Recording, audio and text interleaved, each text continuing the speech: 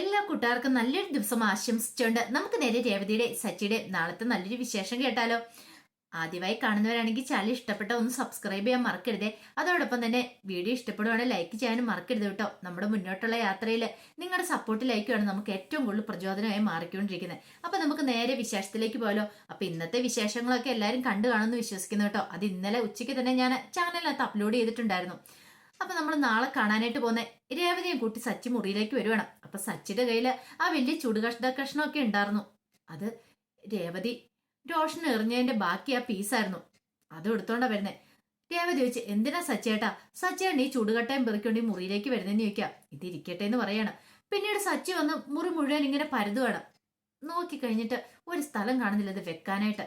അവസാനം ആ അലമാരുടെ ഒരു സൈഡിലായിട്ടുണ്ട് വെക്കുവാണ്. ഇതെന്തിനാ ഇവിടെ വെക്കണേ? ഇതെവിടെ ഇരിക്കട്ടെ. ഇതെന്തിനാ സച്ചേട്ടാ? അത് ആ പുറത്തെങ്ങാനും കൊണ്ടേ കളാം. പുറത്ത് കളയാനുള്ളതല്ല. ഇത് കണ്ടു കഴിയുമ്പോഴേ എല്ലാവർക്കും ഒരു ഭയം തോന്നും. ആർക്ക് ഭയം? അല്ല, നിന്നോടുള്ളൊരു ഭയം തോന്നും.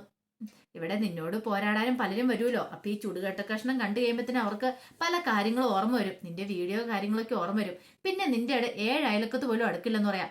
അപ്പൊ സച്ചേട്ടൻ എന്നെ ഭയമുണ്ടോ? ഭയമുണ്ടോന്ന് ചോദിച്ചാൽ നിന്റെ ആ ഉണ്ടക്കണ്ണിലേക്ക് നോക്കുമ്പോ എനിക്ക് ചെറിയ ഭയവും കാര്യങ്ങളൊക്കെ ഉണ്ടെന്ന് പറയാം. അല്ല, എന്നിട്ട് എനിക്ക് മനസ്സിലാത്ത കാര്യം, അന്ന് ഞാൻ ഇതിനു മുമ്പ് പോലീസ് സ്റ്റേഷൻ വെച്ച് നിന്നെ തല്ലിയിട്ട് നീ എന്നോട് തിരിച്ചൊന്നും പറഞ്ഞില്ല. അതെന്താന്നൊക്കെയാന്ന് പറയണം. അതൊന്നും ഇല്ലാന്ന് രേവതി പറയാണ്. ആ സമയം മധുസൂദനൻ നന്നായിട്ട് മദ്യപിച്ചോണ്ടിരിക്കുക. അപ്പോഴേക്കുമാണ് വർഷനെ കാണാൻ പോയിട്ട് അങ്ങോട്ടേക്ക് മഹിമ വരുന്നേ. മഹിമ വന്നിട്ട് ചോദിച്ചു, ഇതെപ്പം നോക്കിയാലും ഇപ്പം മദ്യപാനം മാത്രമുള്ളോ? പകലെന്നോ രാത്രിയോ ഒന്നും ഇല്ലല്ലോ എന്റെ മധുവേട്ടാന്ന് പറയണം. അത് പിന്നെ മനുഷ്യൻ മനസ്സമാധാനല്ലേ വേണ്ടേ? നിന്റെ മോളെ കാണാൻ പോയിട്ട് എന്തായി? അവൾ എന്ത് പറഞ്ഞു? നിന്നെ വീട്ടിൽ നിന്ന് അടിച്ചു ഓടിച്ചോന്ന് ചോദിക്കാം. പിന്നെ അങ്ങനൊന്നും ഇല്ല ഏട്ടാ. അവൾ എന്നോട് സംസാരിച്ചു. നല്ല മാന്യമായ രീതി തന്നെയാന്ന് പറയാം. പിന്നെ മാന്യമായ രീതിയിൽ ഒളിച്ചോടിപ്പോയവൾക്ക് എന്ത് മാന്യത? അങ്ങനെ പറയരുത് ഏട്ടാ. അവളുടെ അവസ്ഥ ഇപ്പൊ എന്താണെന്നറിയോ? എന്താ അവസ്ഥ? അവൾക്ക് എന്താ അവസ്ഥ? തോന്നിയാസം അവള് പോയതല്ലേ. അങ്ങനെ പറയരുത്. നമുക്ക് ഒറ്റ മോളല്ലേ ആണായിട്ടും പെണ്ണായിട്ടും ഉള്ളൂ. അവൾക്ക് എന്തെങ്കിലും സംഭവിച്ചു പോയായിരുന്നെങ്കിലോ? ആ കൃത്യസമയത്ത് അവള് രക്ഷപ്പെട്ടുകൊണ്ടല്ലേ. അല്ല, ഇപ്പൊ നമ്മൾ കരഞ്ഞോണ്ടിരിക്കേണ്ട വരില്ലായിരുന്നോ? ആ റോഷൻ ചെയ്ത അതുപോലത്തെ പണിയല്ലാരും ചോദിക്കുക. അതിനെക്കുറിച്ച് ഇനി സംസാരിക്കണ്ട, അത് വിട്ടേക്കാൻ പറയണം. ഇത് കേട്ട് കഴിഞ്ഞപ്പോ മഹിം പറഞ്ഞു, അങ്ങനെ ഇതേനും കൂടെ വിടാൻ ഉദ്ദേശിച്ചിട്ടില്ലെന്ന് പറയാം. പിന്നെ എന്ത് ചെയ്യാൻ പോവാ? എനിക്ക് അവളുടെ കാര്യത്തിൽ ചില തീരുമാനങ്ങളൊക്കെ എടുക്കാണ്ടെന്ന് പറയാം. അവൾക്കിനി ഇങ്ങനെ ഒരു ആപത്ത് സംഭവിക്കരുത്. അത് ഞാനൊരു കാര്യം തീരുമാനിച്ചു. ഇത് കേട്ട് കഴിഞ്ഞപ്പോഴത്തേനും രവീന്ദ്രൻ മധുസൂദനൻ പറഞ്ഞു, നീ എന്ത് തീരുമാനിക്കേണ്ട? ആ രവീന്ദ്രനും അവന്റെ വീട്ടുകാരും ചെയ്ത അത്ര പെട്ടെന്ന് ഞാൻ മറന്നോന്ന് ചോദിക്കുക. മറക്കാനോ? ഞാൻ അവിടെ ചെന്ന് കഴിഞ്ഞപ്പോഴത്തേനും ആ ചന്ദ്രമതി വന്നിട്ടുണ്ടായിരുന്നു അങ്ങോട്ട്. അവരെ കൂട്ടിക്കൊണ്ടു പോകാനായിട്ട് അവരെ വിളിക്കാൻ വേണ്ടി വന്നതെന്ന് പറയാം. ഓഹോ, അതിന്റെ ഇടയ്ക്ക് അതും സംഭവിച്ചോ? പിന്നല്ലാതെ. ഞാൻ ചെന്ന് കഴിഞ്ഞപ്പോ അവിടെ ഉണ്ടായിരുന്നവര് എന്നെ കണ്ടതും ഭയങ്കര സ്നേഹത്തോടെ സംസാരിക്കുന്നേ. മുമ്പ് എനിക്ക് അവരെ ഓർമ്മ വരുന്നത് എങ്ങനെയാണെന്നറിയോ? 10-25 വർഷം മുമ്പ് ജോലിയിൽ നിന്ന് അയാളെ പിരിച്ചുവിടുമെന്ന് അറിഞ്ഞു കഴിഞ്ഞപ്പോ, കുറെ ആൾക്കാരെ പിരിച്ചുവിടാന്ന് അറിഞ്ഞു കഴിഞ്ഞപ്പോ ഇവിടെ വന്ന് എന്റെ മുന്നിൽ വന്ന് കെഞ്ചീത അവളെ. എന്റെ ഭർത്താവിന്റെ ജോലി കളയില്ല. ഞങ്ങൾ 3-4 ആൾക്കാരുടെ കുടുംബം, 3-4 ആൾക്കാരുടെ വയറ് കഴിഞ്ഞു പോകണ്ട. അയ്യോ, ഒരു ജോലിയും കൊണ്ട് മാത്രം കുട്ടികളുടെ പഠിപ്പ് ഒക്കെ ഉണ്ടെന്ന് പറഞ്ഞ് കെഞ്ചി പറഞ്ഞ അന്നേ അത് കളഞ്ഞു വിരണ്ടതായിരുന്നു. അതുകൊണ്ട് ഇന്നെനിക്ക് അവരുടെ മുഖം കാണുമ്പോൾ തന്നെ ദേഷ്യം. അന്ന് കെഞ്ചി പറഞ്ഞ ആ ഭാവമൊന്നും അല്ല അവരുടെ മുഖത്ത്. ചെറുക്കന്റെ വീട്ടുകാരല്ലേ, അപ്പൊ അതിൻ്റെതായ ധാർഷ്ട്യവും കാര്യങ്ങളൊക്കെയാന്ന് പറയാണ്. ഇത് കേട്ടപ്പോൾ മധുസൂദനൻ പറഞ്ഞു, നിനക്ക് അത്രയല്ലേ ഉള്ളൂ. നീ 1-2 പ്രാവശ്യമല്ലേ അവരെ കണ്ടുള്ളൂ. പക്ഷെ ഇതിനു മുമ്പ് ഈ പറയുന്ന രവീന്ദ്രൻ എന്നും എന്റെ മുന്നിൽ വന്ന് ഓച്ചാനിച്ച് നിന്നിട്ടേ ഉള്ളൂ. അപ്പൊ ഞാൻ എന്ത് ചെയ്യണം? എനിക്ക് അയാളുടെ മുഖം ഓർക്കുമ്പോൾ തന്നെ ദേഷ്യം വരുന്നേ. അപ്പൊ നീ ചോദിച്ചില്ല മദ്യപിക്കുന്ന എന്തിനു വേണ്ടിട്ടാന്ന്? ഇപ്പൊ മനസ്സിലായില്ലേന്ന് ചോദിക്കുക. മഹിം പറഞ്ഞു, എങ്കിലും ഞാനിത് വെറുതെ വിടാൻ ഉദ്ദേശിച്ചിട്ടില്ല. നീ എന്ത് ചെയ്യാൻ പോവാ? കണ്ടോ, ഞാൻ ആ ചെറുക്കനുണ്ടല്ലോ, അവനാ ശ്രീകാന്ത്, അവൻ ഇങ്ങോട്ട് കൂട്ടിക്കൊണ്ടുവരുമെന്ന് പറയണേ. ഇങ്ങോട്ടോ? അതെ, നമ്മുടെ വരുതിയിൽ അവനെ കൊണ്ടുവരും. അതുകൊണ്ട് എന്താ പ്രയോജനം കിട്ടുന്നതെന്ന് ചോദിക്കുക. പ്രയോജനം ഉണ്ടോന്നോ? ഒരു കാരണവശാലും അവരുടെ തണലിൽ പോകാൻ ഞാൻ സമ്മതിക്കത്തില്ല. ഞാൻ വർഷേനെ അവനെയും കൂടെ ഈ വീട്ടിലേക്ക് കൊണ്ടുവരും. അവരിവിടെ താമസിക്കുന്നു പറയാം. അതിന് മുന്നോടിയായിട്ട് ഇപ്പൊ തൽക്കാലത്തേന് വർഷനെ അവളുടെ വീട്ടിൽ കൊണ്ടു വിടണമെന്ന് പറയാം. ഇത് കേട്ട് കഴിഞ്ഞപ്പോഴത്തേനും മസൂനും ചോദിച്ചു, നീ എന്തൊക്കെയാ പറയണേ? അതെ, അവളെ വീട്ടിൽ കൊണ്ടേ വിടണം. അങ്ങനെ കൊണ്ടുപോയി വിട്ടാൽ മാത്രമേ ഞാൻ ഉദ്ദേശിച്ച പോലെ തന്നെ കാര്യങ്ങളൊക്കെ നടക്കുള്ളൂ എന്ന് പറയാം.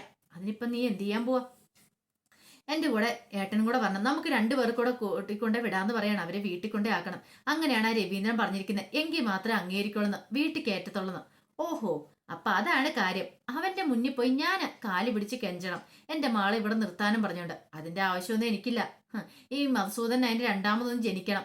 നീ വേണേ പോകുവോ വരുവോ, കൂട്ടിക്കൊണ്ട് വിടുവോ കൊണ്ടുവരുവോ എന്ത് വേളം ചെയ്തു, എന്നെ ഇതിനകത്തേക്ക് വലിച്ചടിച്ചേക്കരുത്, എനിക്ക് ഇച്ചിരി നാണോ മാനമൊക്കെ ഉള്ള കൂട്ടത്തിലാന്ന് പറയാം.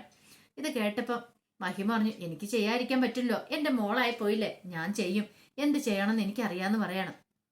ആ സമയം ചന്ദ്രമതി ഫോൺ ചെയ്തോണ്ടിരിക്കുക. ചന്ദ്രമതിയുടെ ഫോണിലേക്ക് എപ്പോഴും ഓരോരുത്തരെ വിളിച്ചോണ്ടിരിക്കുക. രേവതി വലിയൊരു കാര്യമാണല്ലോ ചെയ്തത്. അപ്പൊ സോഷ്യൽ മീഡിയാസിലൊക്കെ അത് വന്നു കഴിഞ്ഞപ്പോഴത്തേനും അറിയുന്നവരും പരിചയക്കാരും ബന്ധുക്കാരും ഒക്കെ വിളിച്ചോണ്ടിരിക്കുക. അപ്പൊ ചന്ദ്രമതി ദേഷ്യപ്പെട്ടു പറഞ്ഞു, രാവിലെ തൊട്ട് എത്രാമത്തെ കോളാന്നറിയോ, കോളെടുത്ത് മനുഷ്യൻ മടുത്തു, ഓരോരുത്തരുടെ കാര്യങ്ങൾ പറഞ്ഞു മടുത്തു എന്നും പറഞ്ഞിട്ട് പിന്നീട് ബാമേനെ വിളിക്കുവാണ്. എന്ത് ചെയ്യണമെന്ന് അറിയത്തില്ല എന്റെ ബാമേ, ഒരുത്തിയാണെങ്കിൽ ഒരു വലിയ എന്തോ ഒരു കാര്യം ചെയ്യുന്ന മട്ടില്ല എന്നും പറഞ്ഞിട്ട് മനുഷ്യൻ എവിടെ ഒരു സമാധാനം ഇല്ലാത്തൊരവസ്ഥ, അവളുടെ ഒരു അഹങ്കാരം, അല്ലാതെ എന്ത് ചെയ്യാനെന്നൊക്കെ പറയാണ്. അപ്പോഴേക്കുമാണ് അങ്ങോട്ടേക്ക് മഹിമയുടെ കോള് വരുന്നത്. അതെ ഭാമേ കട്ട് ചെയ്ത്, എനിക്കൊരു വേറൊരു കോള് കയറി വരുന്നുണ്ടെന്ന് പറഞ്ഞിട്ട് കോള് കട്ട് ചെയ്യണം. പിന്നീട് കോൾ എടുത്തു കഴിഞ്ഞപ്പോഴത്തേനും ചന്ദ്രമയ്ക്ക് നല്ല ദേഷ്യമോ ഒരു പക്ഷേങ്കിൽ അവളെ കുറിച്ച് പറയാനായിട്ട് പ്രശംസിക്കാനായിട്ട് ആരെങ്കിലും വിളിക്കുന്നതെന്ന് കരുതി പറഞ്ഞു, അതെ ഇനി അവളെ കുറിച്ച് കൂടുതൽ ചോദിക്കുമെന്ന് എന്നോട് വേണ്ട, എനിക്ക് അവളെ കുറിച്ച് സംസാരിക്കാൻ താല്പര്യമില്ല എന്ന് പറയാണ്. ഇത് കേട്ട് മഹിമ വെച്ചു, നിങ്ങൾ ആരുടെ കാര്യമാണ് പറയുന്നത്, ആരെക്കുറിച്ചാണ് പറയണേന്ന് ചോദിക്കാം. ഇത് കേട്ടിപ്പോ ചോദിച്ചു, രേവതിയെ കുറിച്ച് സംസാരിക്കാൻ വിളിച്ചല്ലേ, രേവതിയെ കുറിച്ചോ, ഞാനും വർഷയുടെ അമ്മയാന്ന് പറയണേ. വർഷയുടെ അമ്മ മഹിമയാണോ? അതെ. ചന്ദ്രമതിക്ക് എന്തെന്നില്ലാത്ത സന്തോഷം. ഇതൊരിക്കലും പ്രതീക്ഷിച്ച കാര്യമായിരുന്നില്ല. അല്ല എന്താ മഹിമ ഇപ്പൊ വിളിച്ച എന്താന്ന് ചോദിക്കാം. അത് പിന്നെ നിങ്ങൾ പറഞ്ഞില്ലായിരുന്നോ എന്റെ മോളെ അങ്ങോട്ട് കൂട്ടിക്കൊണ്ട് വരണമെന്ന്, ഞങ്ങൾ അതിന് തയ്യാറാന്ന് പറയണം, മോളെ അങ്ങോട്ട് വിടാൻ വേണ്ടിയിട്ട്.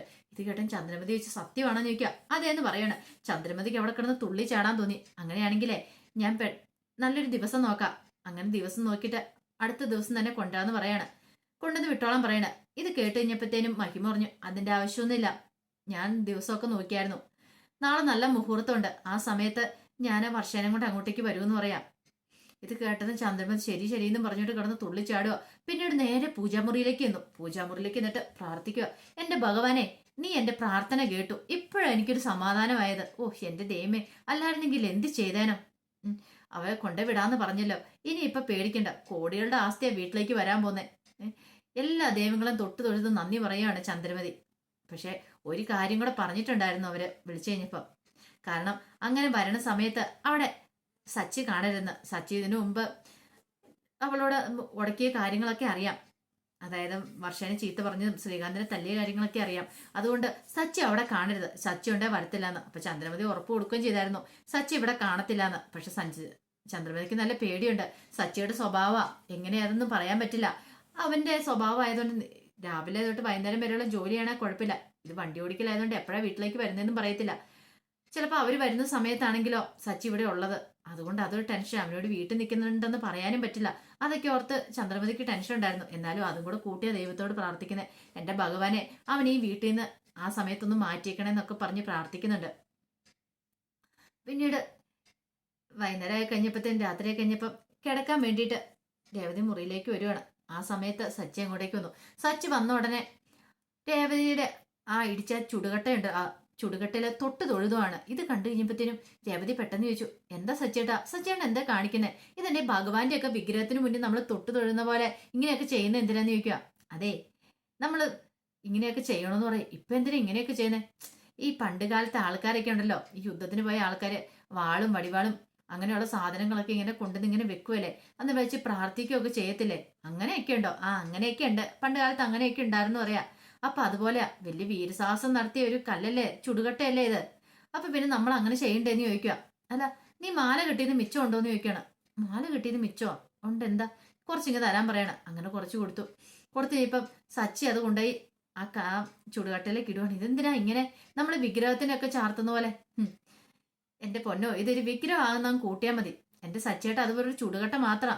ഇങ്ങനെ ഓരോരുത്തരൊക്കെ ലോകത്തിൽ എത്രമാത്രം ദൈവങ്ങളാണെന്ന് നിനക്കറിയാവോ, ഓരോരുത്തർക്കും ഓരോ ദൈവങ്ങളാ, ഓരോ വിശ്വാസങ്ങളാ, അത് നമ്മളൊരു വിശ്വാസമാണ് ഇത് എന്ന് പറയാണ്. വേണമെങ്കിൽ നമുക്ക് പ്രാർത്ഥിക്കാം എന്ന് പറയണം. രേവതി സച്ചേട്ടന് ഭ്രാന്തായെന്നാ തോന്നുന്നത്, വേറൊരു പണിയില്ല എന്ന് പറയണം. പിന്നെ എനിക്ക് ഭ്രാന്തായതൊന്നുമല്ല, ഉള്ള കാര്യം ഞാൻ പറഞ്ഞ, അല്ലെങ്കിൽ തന്നെ നീ ഒന്ന് ആലോചിച്ച് നോക്കിയേ, ഈ കട്ട കൊണ്ട് പണ്ട് നീ ജനിക്കായിരുന്ന ഭാഗ്യം, അങ്ങനെയായിരുന്നെങ്കിൽ ഈ വടിവാളിന്റെയോ വേറൊന്നിന്റെ ആവശ്യം വരത്തില്ലായിരുന്നു, ഇതുപോലെ ചുടുകട്ട മാത്രം മതിയായിരുന്നു. പണ്ട് കാലത്ത് കീഴടക്കിയിരുന്ന സമയത്ത് നാട്ടുരാജ്യങ്ങളൊക്കെ കീഴടക്കാൻ വേണ്ടിയിട്ട് വടിവാളും കുന്തമൊക്കെ ആയിട്ടൊക്കെ ആയിരുന്നു. പക്ഷെ അതിന്റെ ഒന്നും കാര്യമില്ലായിരുന്നു. നീ അങ്ങനെ ജനിച്ചായിരുന്നെങ്കിൽ ഈ നാട് മാത്രമല്ല ഈ ലോകം തന്നെ നീ കീഴടക്കിയാണ് ഈ ചുടുകട്ട വെച്ച്. ഓഹോ, അപ്പൊ എന്നെ കളിയാക്കാനായിട്ട് കച്ച കെട്ടി ഇറങ്ങിയിരിക്കുവല്ലേന്ന് ചോദിക്കാം. ആര് കളിയാക്കി? ഞാൻ കളിയാക്കിയതൊന്നുമല്ല, ഉള്ള കാര്യം പറഞ്ഞല്ലേ, നീ ഒന്ന് ആലോചിച്ച് നോക്കിയേ. ശരിയല്ല ഞാൻ പറഞ്ഞത്. നീ ചുടുകാട്ടയ്ക്ക് ഇത്ര ഉന്നം വെച്ച് അടിച്ചു വീഴിക്കുന്നുണ്ടെങ്കിൽ ഒരു സെക്കൻഡ് നീ എത്ര പേരെ നീ വീഴിക്കും? നിനക്ക് അതിനുള്ള കപ്പാസിറ്റി ഒക്കെയാണെന്ന് എനിക്ക് അറിയാന്ന് പറയാ. ഒന്ന് പോ സച്ചേട്ടാ. വൈകുന്നേരം വന്നപ്പോ തന്നെ തുടങ്ങി. അതെ, കുളിച്ചു കഴിഞ്ഞിട്ട് വല്ലയിടത്തും കിടക്കാൻ നോക്കാൻ പറയണം. ശരി, ഞാൻ കുളിച്ചോളാന്ന് പറയണം. അല്ല, എനിക്ക് എന്നിട്ട് മനസ്സിലാത്തൊരു കാര്യം ഇതാ. ഞാൻ ഇത്ര ദേഷ്യപ്പെട്ടും പോലീസ് സ്റ്റേഷൻ വെച്ച് അന്ന് നിന്നെ തല്ലിയിട്ടും നീ എനിക്കെതിരെ പ്രതികരിക്കാത്ത എന്താന്ന്? അത് പിന്നെ അങ്ങനെ ചോദിച്ചാ, സച്ചേട്ടൻ എന്റെ ഭർത്താവല്ലേ, അപ്പൊ പിന്നെ എനിക്ക് അങ്ങനെ ചെയ്യാൻ പറ്റുമോന്ന് ചോദിക്കോ? ഓ അങ്ങനെ, ഭർത്താവായതുകൊണ്ടാ നീ ഒന്ന് ചെയ്യായിരുന്നേ. എപ്പോഴല്ലേ കാര്യങ്ങളൊക്കെ എനിക്ക് മനസ്സിലാന്ന് പറയാ. അപ്പം ഭർത്താവാണെങ്കിൽ ഇങ്ങനെ ചില ഇളവുകളും കാര്യങ്ങളൊക്കെ കിട്ടുമല്ലേന്ന് ചോദിക്കാം. അങ്ങനെയൊക്കെ കിട്ടുമെന്ന് പറയണം. അത് കൊള്ളാലോ. ഇപ്പോഴാണ് എനിക്ക് ഗിരീഷ് പുത്തഞ്ചി സാറിന്റെ ഒരു കവിത ഓർമ്മ വരുന്നത്, ഒരു ഗാനം ഓർമ്മ വരുന്നതെന്ന് പറയാണ്. എന്നും പറഞ്ഞുകൊണ്ട് ഒന്ന് രണ്ട് വരി സച്ചി മൂളുവാണ്. ഇത് കേട്ടപ്പോൾ രേവതി പറഞ്ഞു, ഒന്ന് കുളിച്ചിട്ട് വരുന്നുണ്ടോ എന്ന് ചോദിക്കുകയാണ്. അങ്ങനെ സച്ചി പോയി കുളിയെല്ലാം കഴിഞ്ഞ് വരുവാണ്. പിന്നീട് സച്ചി നിലത്തേക്ക് പാവിരിക്കാൻ തുടങ്ങിയപ്പോൾ രേവതി പറഞ്ഞു, അതെ, നിലത്ത് പാവിരിച്ച് കിടക്കണോ? എന്താ? ഒന്നാമത്തെ കാര്യം നല്ല കാറ്റും മഴയൊക്കെ ഉണ്ട്, നിലത്ത് നല്ല തണുപ്പായിരിക്കും എന്ന് പറയാം. ആണോ? എന്നാ ശരി, ഞാൻ ബെഡേ കയറി കിടക്കാം എന്ന് പറയാണ്. അങ്ങനെ സച്ചി ബെഡിലേക്ക് കയറി കഴിഞ്ഞപ്പോൾ രേവതി ചോദിച്ചു, കിടന്നുറങ്ങാൻ പോകണോ? പിന്നല്ലാതെ, നമുക്കൊരു കാര്യം ചെയ്താലോ, പാട്ട് പാടിയാലോ? സച്ചിയേട്ടൻ പാട്, എനിക്ക് പാടാനൊന്നും അറിയത്തില്ല, ഞാനിവിടെ കേട്ടിരുന്നോളാന്ന് പറയണം. അങ്ങനെ സച്ചി പാട്ട് പാടുവാണ്. സച്ചി പാട്ട് പാടുന്ന സമയത്ത് രേവതി അവിടെ കേട്ടിരിക്കുവാണ്. രേവതി കേട്ടിരുന്ന് കഴിഞ്ഞപ്പോഴത്തേനും സച്ചി രേവതിയുടെ കണ്ണുകളിലേക്ക് ഇങ്ങനെ നോക്കുകയാണ്. കുറച്ചു നേരം കഴിഞ്ഞപ്പോൾ സച്ചി എന്താ നോക്കണേ? ഒന്നുമില്ല എന്ന് പറയണം. എന്താ കാര്യമായിട്ടുണ്ടല്ലോ? ഒന്നുമില്ല, ഞാൻ നിന്നെക്കുറിച്ച് ചിന്തിച്ചാ. ഒരു പക്ഷെ നിന്നെ കല്യാണം കഴിക്കുന്ന സമയത്ത് എൻ്റെ മനസ്സിൽ ഇങ്ങനെയൊന്നും ഇല്ലായിരുന്നു. ഞാൻ വിചാരിച്ചോണ്ടിരുന്നത് എന്താണെന്നറിയോ? ഈ കല്യാണം എന്ന് പറഞ്ഞാൽ ഭയങ്കര ബുദ്ധിമുട്ടുള്ള കാര്യമാണ്. കല്യാണം കഴിച്ചു കഴിഞ്ഞാൽ പിന്നെ ഉത്തരവാദിത്തം കൂടും. ഭാര്യനെ നോക്കണം, മക്കളുണ്ടാകും, മക്കളെ നോക്കണം, ഭയങ്കര ബാധ്യതയൊക്കെയാന്നാ. പക്ഷെ കല്യാണം കഴിച്ചതിന് ശേഷമല്ലേ അതിന്റെ കുട്ടൻസിന് മനസ്സിലായത് നമുക്ക് സ്നേഹിക്കുന്ന ഒരാളുണ്ടെങ്കിൽ എന്ത് സന്തോഷമായിരിക്കും എന്ന്. നിന്നെ കല്യാണം കഴിച്ചതിന് ശേഷം എനിക്ക് അതൊക്കെ മനസ്സിലായെന്ന് പറയാം. രേവതി സത്യമാണോ എന്ന് ചോദിക്കും. സത്യമാണെന്ന് പറയണേ. കള്ളത്തരം പറയരുത്. ഞാൻ എന്തിനാ കള്ളത്തരം പറയണേ എന്നും പറഞ്ഞുകൊണ്ട് സച്ചി പെട്ടെന്ന് രേവതിനെ അവിടുന്ന് കോരിയെടുത്ത് വട്ടം കറക്കുവാണ്. രേവതി ഒന്ന്, സച്ചേട്ടാ ഒന്ന് നിർത്താൻ പറയണം. എന്തിന്? ഞാൻ എന്റെ ഭാര്യനെ അല്ലേ എടുക്കണേ, പിന്നെന്താ കുഴപ്പമെന്ന് ചോദിക്കാം. ഓഹോ, അപ്പൊ അന്ന് ക്ഷേത്രത്തിൽ പോയപ്പോ ഒന്ന് എടുക്കാൻ പറഞ്ഞപ്പോ എന്തൊരു ജാടയായിരുന്നു. അത് പിന്നെ അങ്ങനെ, ഇതിപ്പോ ഇങ്ങനെ എന്ന് സച്ചി പറയാണ്. പിന്നെ കൂടുതൽ സോപ്പിടൊന്നും വേണ്ടെന്ന് പറയണം. വന്ന് കിടന്ന് ഉറങ്ങാൻ നോക്കാൻ പറയണം. അങ്ങനെ രേവതി കിടന്നു കഴിഞ്ഞപ്പോ സച്ചി വെറുതെ ഒരു പാട്ട് മൂളുകയാണ്. രേവതി അത് കേട്ടുകൊണ്ട് എങ്ങനെ കിടന്ന് രേവതി ഉറങ്ങിപ്പോയി. അവസാനം സച്ചി നോക്കി കഴിയുമ്പോഴത്തേനും രേവതി നല്ല ഉറക്കമാണ്. പിറ്റേ ദിവസം നേരം വെളുത്ത് കഴിഞ്ഞപ്പോഴത്തേനും ചന്ദ്രമതിക്ക് ആ ടെൻഷനാ. ഇന്നാണ് അവര് വരുന്നത്, അപ്പൊ ഇനി എന്ത് ചെയ്യും? സച്ചിനെ ഇവിടുന്ന് മാറ്റണമല്ലോ എന്നൊക്കെ ഓർത്തിട്ട്. അപ്പൊ അതിന്റെ വിശേഷങ്ങളൊക്കെയാ നാളെ കാണുന്നത്. ആ വിശേഷങ്ങളൊക്കെ നമുക്ക് എല്ലാവർക്കും കാത്തിരിക്കാം കേട്ടോ. അപ്പൊ നാളെ ഒരു ഉച്ചയാകുമ്പോഴത്തേനും ഇതിന്റെ ബാക്കി വിശേഷമായിട്ട് ഞാൻ വരാട്ടോ. അപ്പൊ എല്ലാവരും മറക്കാതെ കയറി കാണണേ. അപ്പൊ എല്ലാ ദിവസവും പിറ്റേ ദിവസത്തെ വിശേഷങ്ങളാണ് ഞാൻ ചാനലിനകത്ത് അപ്ലോഡ് ചെയ്യുന്നുണ്ട് കേട്ടോ. അപ്പൊ ഒരിക്കൽ കൂടി എല്ലാവർക്കും നല്ലൊരു ദിവസം ആശംസിച്ചുകൊണ്ട് നിർത്തുന്നു. നന്ദി.